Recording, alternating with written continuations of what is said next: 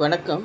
இன்றைய திருமுறை சிந்தனையில் அப்பர் பெருமான் பாடிய காஞ்சிபுரம் தேவாரத்தை சிந்திக்க இருக்கிறோம்.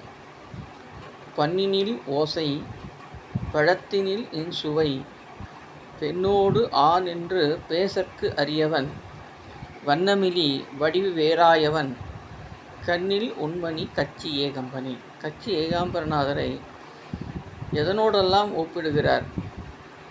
பண்ணினில் ஓசை, திருமுறை பாடுவதற்கு பண்கள் தான் ஆதாரமாக இருக்கிறது. பன்முறையிலே பாடுவது என்று ஒரு முறை இருக்கிறது.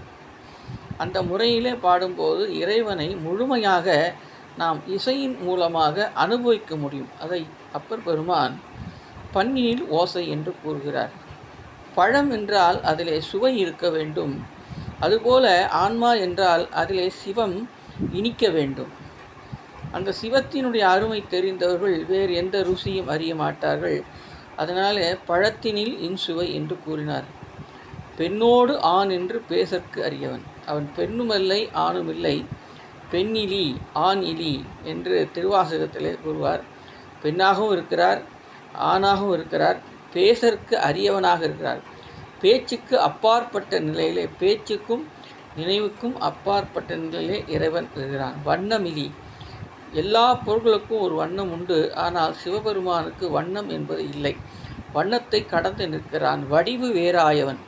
இந்த வடிவுதான் அவன் வருவான் என்று சொல்ல முடியாது. எந்த வடிவத்திலும் வருவான். ஏகன் அநேகன் என்று குறிப்பிடுவார் மணிவாசகர்.